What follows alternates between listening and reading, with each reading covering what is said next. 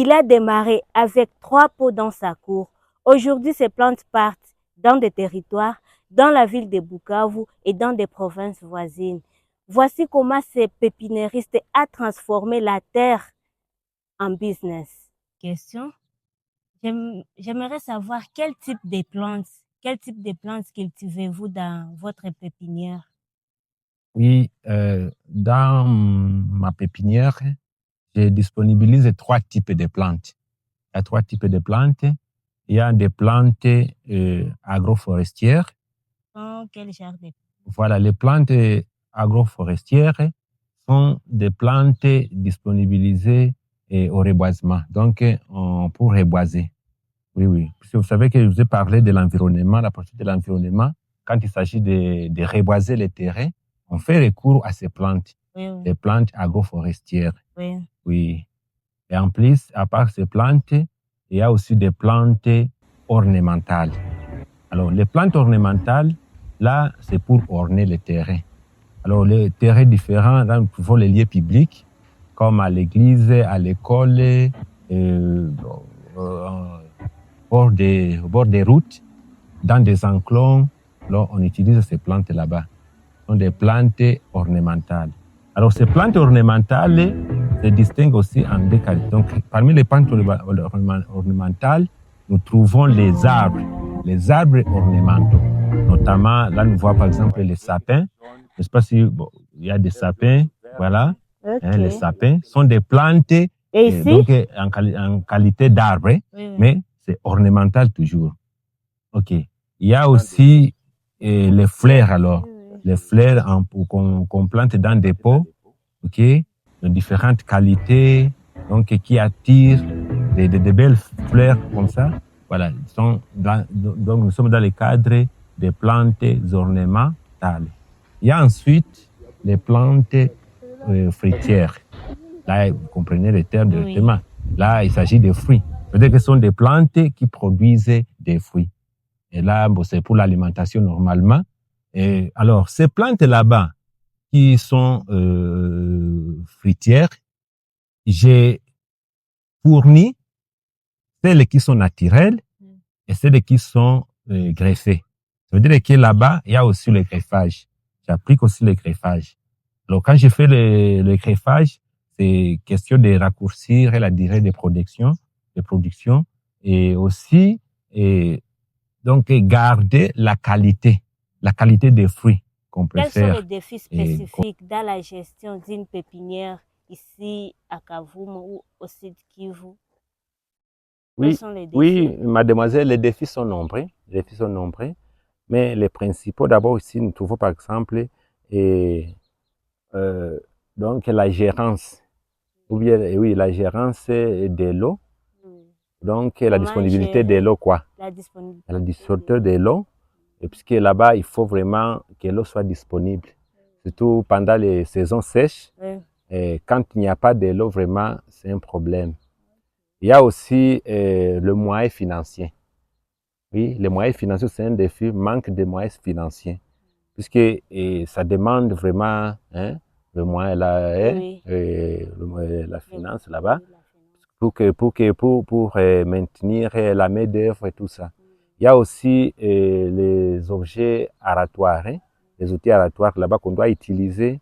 S'il y a manque de ces objets aussi, des objets aratoires, dans ce travail, vraiment, c'est un grand défi. Oui. Et quels sont les conseils pour entretenir une pépinière? Oui, les conseils pour entretenir une pépinière, il faut d'abord l'arrosage. L'arrosage, oui, puisque les plantes n'aiment pas beaucoup d'eau. Alors, avant d'arroser, on doit d'abord vérifier le sol.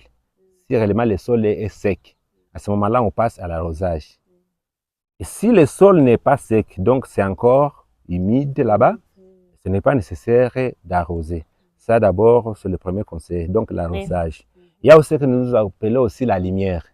Parce que les plantes n'aiment pas la lumière directe du soleil. Vous trouverez toujours dans la pépinière, il y a ce qu'on appelle, donc, on fait créer une sorte d'ombrage. Oui, oui. Okay? Comme ce que j'ai vu là-bas. Voilà. Voilà. Ce que vous faisiez. Voilà, on construit une ombrière. Oui, oui. Avec l'ombrière là-bas, ça permet à ce que l'on équilibre la lumière. La lumière. Parce que les rayons solaires qui tapent directement sur les plantes, vous voyez ça sèche, ça tue les plantes. C'est-à-dire que c'est une lumière, mais une lumière équilibrée, qui n'est pas directe du soleil. Et là, donc là, l'ombrière nous aide à bien gérer les plantes. Là, il s'agit de la lumière. Okay. Il y a aussi la chaleur aussi. La chaleur, mais les plantes tropicales aiment la chaleur. Oui, ils aiment la chaleur.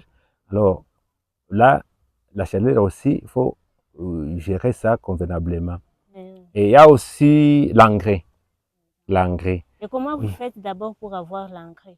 Oui, l'engrais, bon, ici chez nous, vraiment, bon, nous faisons recours directement à l'engrais organique. Avec les déchets comme ça, avec les déchets là-bas décomposés. Alors, on utilise ça comme engrais. Ça, c'est ce que nous appelons l'engrais organique. C'est très efficace, ça aide vraiment beaucoup. OK. Alors, à part l'engrais, le conseil que je peux aussi donner, c'est de faire la taille.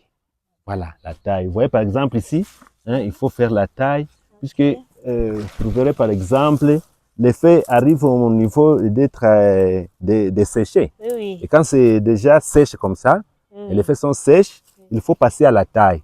On doit tailler pour que la plante puisse bien respirer. Oui. Oui. C'est comme ça. Et alors, j'aimerais demander, quelles sont les plantes les plus demandées par vos clients? Voilà.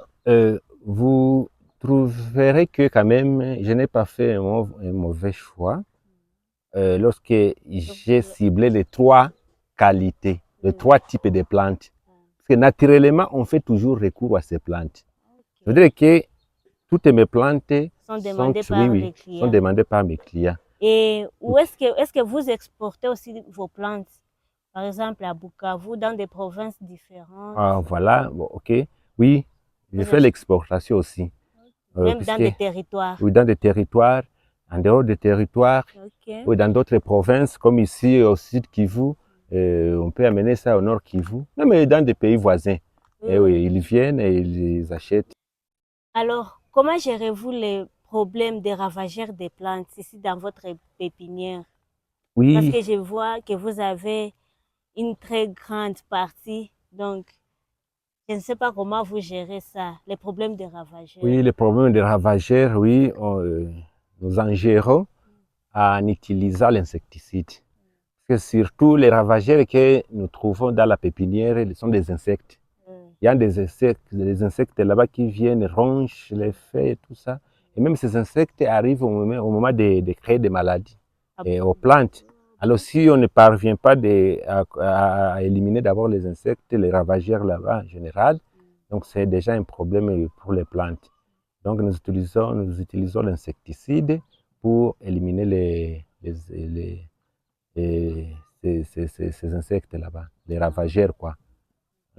Oui. Alors, quel conseil donnerez-vous aux jeunes qui veulent se lancer dans votre domaine? OK. Comme conseil, je n'ai à dire aux jeunes, je n'ai qu'à dire aux jeunes de se donner au travail, d'éviter la paresse.